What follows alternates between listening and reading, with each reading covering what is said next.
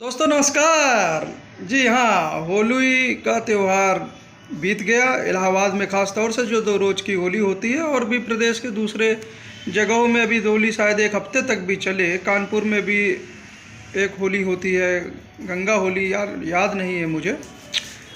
लेकिन जो भी हो, त्यौहार बड़ा शांति प्रिय तरीके से बीता और ये इसके लिए सबसे ज़्यादा जो आभार हमें प्रकट करना चाहिए वो पुलिस प्रशासन का, उत्तर प्रदेश पुलिस प्रशासन का करना चाहिए। और निसंदेह जो मुखिया हैं, सरकार के हेड, वो माननीय मुख्यमंत्री योगी आदित्यनाथ जी, उनको सभी लोगों की तरफ से बधाई होली के इस विशेष पर्व पर। अच्छा ठीक है भाई, हम तो कांग्रेस के सपोर्टर हैं तो फिर कांग्रेस के मुद्दे पे आए जाते हैं। तो अभी जो मेन इशू जो उठ रहा है वो है वरुण गांधी का, और इलेक्शंस का समय चल रहा है।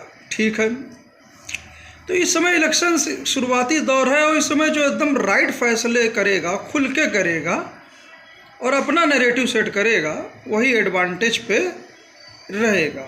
जी हाँ, तो जहाँ तक मीडिया खबर सुनने में आ रही कि वरुण गांधी जी का टिकट कट गया है, जैसे कि सत्येंद्र के माध्यम से मुकेश कुमार जी के शो पे ये खबर चल रही थी, तो उनका टिकट कट गया है। तो अब उनको जाहिर सी बात है ऑप्शन देखना है। तो वहीं उनकी जो माता जी हैं मेनका गांधी जी को पीलीभीत से शायद भाजपा ने टिकट दिया है। अगर इमीडिएट हिस्टोरिकल बैकग्राउंड की बात करें तो उनके जो लेख थे वो सब महंगाई, बेरोजगारी, आर्थिक असमानता पे केंद्रित थे। किसानों की तरफ ज़्यादा उनका फोकस था। तो कहीं ना कहीं अब उनको जो भी अभी तक वो लेख लिखते आए हैं, तो बीजेपी ने स्वयं रास्ता उनको दे दिया है चुनने के लिए। तो बिना वो टाइम वेस्ट करे अब उनके पास ऑप्शन है कि वो समाजवादी पार्टी या कांग्रेस में जा सकते हैं।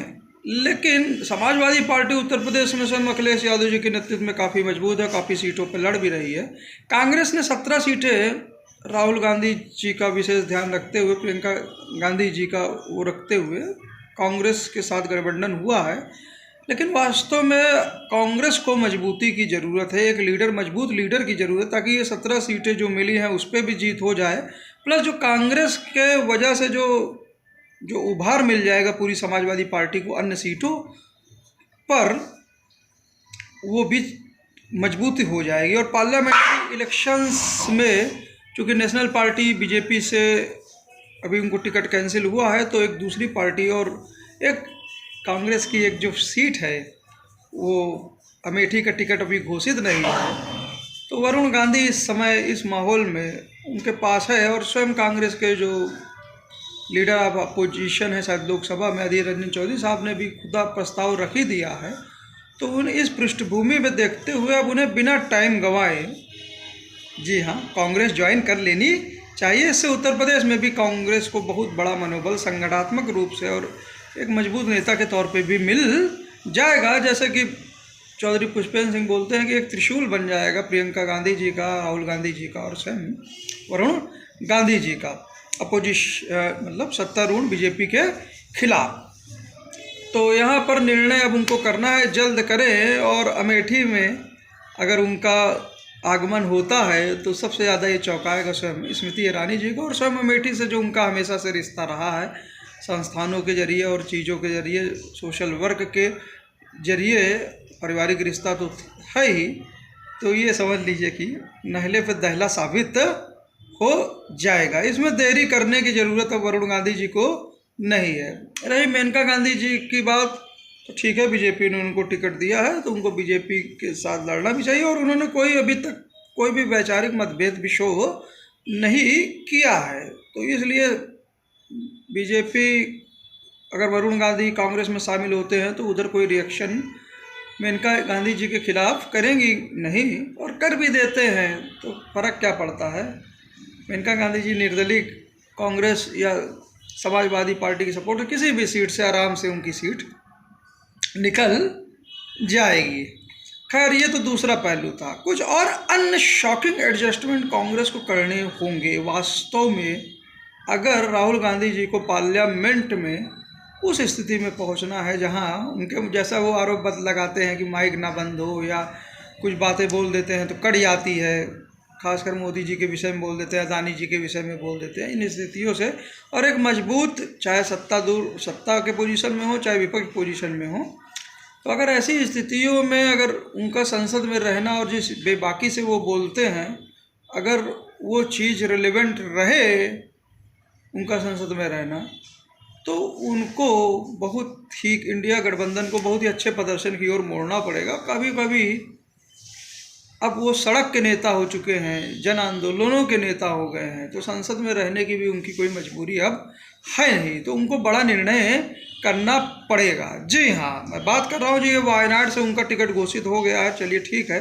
लेकिन एडजस्टमेंट मेरे समझ में जो आता है कि उनको अब वास्तव में, चूँकि वो मछली की आँख में निशाना लगा रहे हैं, बीजेपी के खिलाफ स्पष्ट विचारधारा, सामाजिक न्याय की बात और खुले तौर से क्रोनी कैपिटलिज्म की बात रखते हैं, वो स्पष्ट रूपों में महंगाई, बेरोजगारी, आर्थिक असमानता और न्याय की बात जब वो रख ही रहे हैं, तो विचारधारा की सीधी जब लड़ाई आ गई है और उसके मुखिया वो हैं, तो उन्हें अब दोनों ही किरदारों में जाना पड़ेगा। जी हाँ, अभिमन्यु का रोल में उन्हें चक्रव्यूह में भी फंसना पड़ेगा और अर्जुन की भूमिका से एकदम फ्रंट में लीड करना पड़ेगा। जी हाँ, मेरे हिसाब से उनको बनारस से सीधे प्रधानमंत्री मोदी जी के विरुद्ध लड़ना चाहिए, क्योंकि जैसा कि पिछले एपिसोड में कहा कि जिन बातों को, कांग्रेस की गारंटीज को सामने नहीं आती जनता की, तो जब बनारस में रहेंगे मोदी जी के विरुद्ध, तो ये सारी चीज़ें इंडिया गठबंधन के दलों के अन्य नेताओं, अन्य सीटों पर भी पूरी तरह स्पष्ट रूप से आ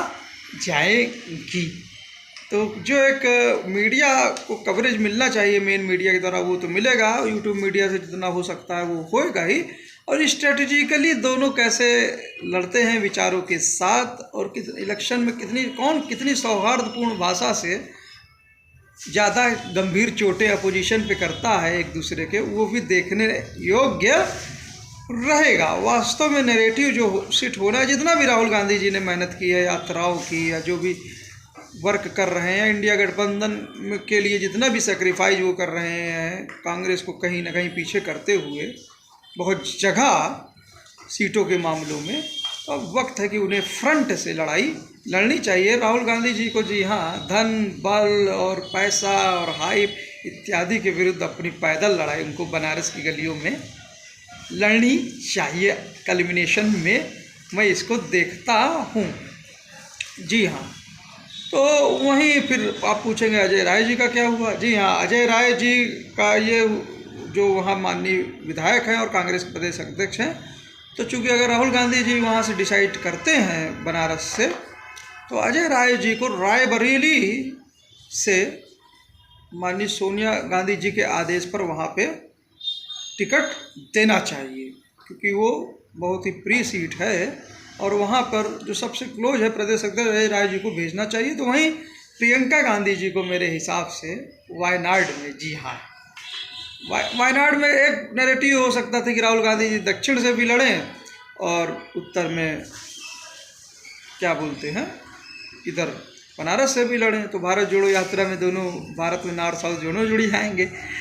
लेकिन मैं चाहता हूँ ये इलेक्शन राहुल गांधी की जीत से कहीं अधिक राहुल गांधी की हार और इससे उत्पन्न जो ऊर्जा है लोगों को जो जगाए, उससे इंडिया गठबंधन की सीटों में इजाफा, यहाँ तक कि वो सरकार बनाने की स्थिति में भी हो जाए।